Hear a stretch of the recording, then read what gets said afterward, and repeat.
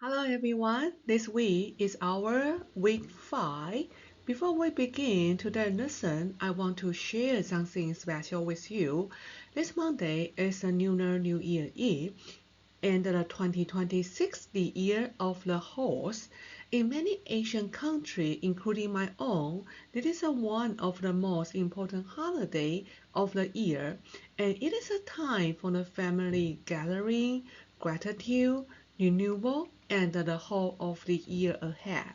The year of the horse symbolizes strength, persistence, energy, and the forward movement quality that I see in many of you as a future teacher. In ECED 117, we talk about the family, culture, and the community. Celebration Lunar New Year together is a small example of the how culture shape identity and the connection. As a future teacher, honoring the cultural tradition, even briefly, help the student feel seen and valued. So this week we are going to focus on the Pacino and the Warren textbook. Today we are going to discuss chapter 2, Changing Trend in the American Family Structure. In this chapter is extremely important for the future educator because the family you will work with will not all look the same. As a teacher, we don't just teach children. We partner with a family. To do that well, we must understand how American family structure have changed over time and what that means for our classroom. By the end of this week, you should be able to 1. Identify the major trend in the U.S. family structure. 2. Explain how these changes affect children and the school. 3. Reflect on how to build the cultural responsive partnership with a diverse family. Introduction to teacher today work with a family that are diverse in structure, culture, language, and experiences. Family structure influences children's daily routine, emotional security, financial stability, and access to the resources. However, we must avoid assumption. Just because a family looks different from what we consider traditional does not mean it is dysfunctional. Our job is to build inclusive, respectful partnership. Let's look at diverse and complex family. In the recent decade, American family have become inclusive diverse. We can see more single parenting and more cohabiting couple, more multi-generation homes, more children live with a grandparent or a non-biological caregiver. The traditional nuclear family is no longer the dominant structure. As a teacher, this means our communication, paperwork, and expectation must reflect this diversity. In the textbook, the author show us a lot of different data. Based on the census data show a decline in the two-parent married household, an increase in the children living with one parent. The differences across the racial and the ethnic group, it is very important that we read this data carefully.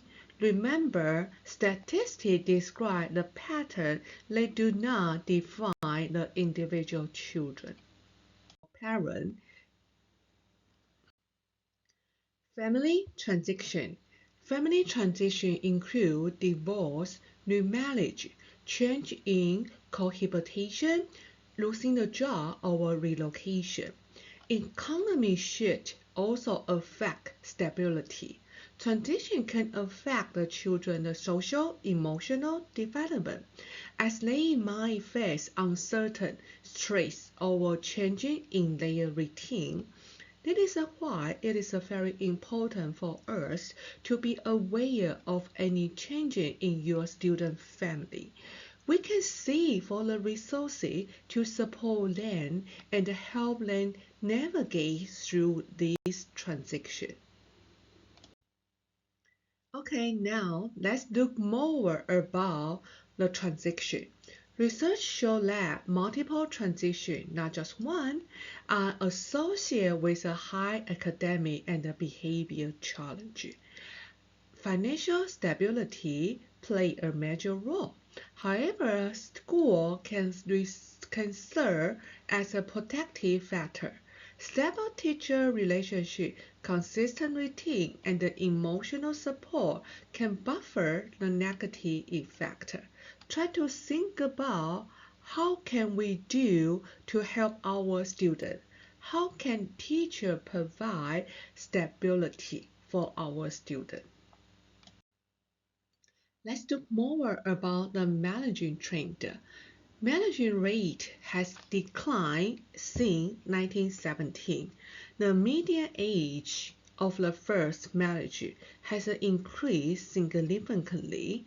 Young adults today are marrying later or choosing not to marry at all. This reflects changing economic conditions, educational pattern, and the cultural value. Okay, now let's look closer at this trend. The increase in adults who have never married. Over the past several decades, the percentage of adults who had never married has increased. This is not just a small shift. It reflects the major structural and the cultural change in American society. In 1917, a much smaller proportion of adults had never married. Today, that percentage is significantly higher, especially among young adults.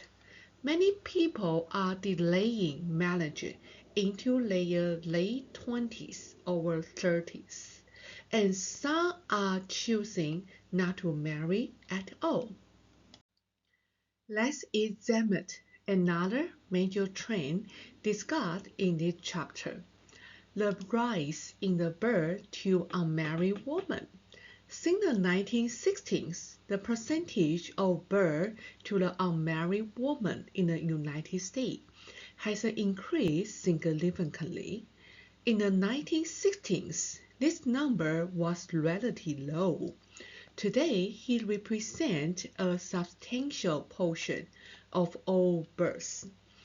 But before we jump to the conclusion, we need to pause and understand the context. In the 1960s, births outside of the marriage were highly stigmatized. Social norms strongly linked childbirth with marriage. However, several major social changes occurred.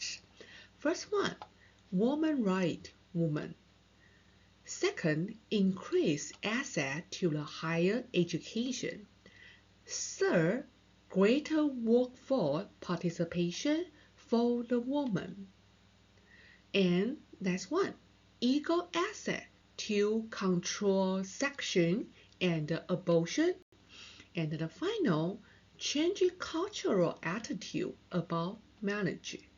All these factors contributed to shift in the family formation pattern. Next one, we are going to talk about cohabitation trend. Cohabitation is much more common than in the previous decade. Many couples live together before marriage or instead of the marriage. More children are born into cohabiting households. This is how part of the mainstream family life.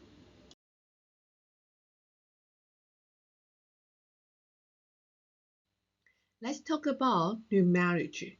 Remarriage rate have declined, but the blending family remain common. Stacked family are the part of the modern family structure. This means children may have multiple caregivers across the household. Economy influences on the family. Economy inequality affect the family stability. Poverty is strongly associated with the stressor that infect the children educational outcome. The COVID-19 pandemic intensified this pressure for many families. We must consider the economic context when supporting children. Implication for educator. What does this mean for us? We need to learn how to use inclusive language, avoid deficit thinking, and we need to recognize diverse living arrangement. For example, instead of bringing this home to your mom and dad, we might say share this with your family. As a future educator, you might teach your children who live with a one parent, who live with a grandparent, who live with cohabitating household, who need to share between the two homes. Your classroom language matter. Instead of saying ask your mom and dad to sign this paper, you might say ask your family or caregiver to sign this paper. This small shift communicate inclusive.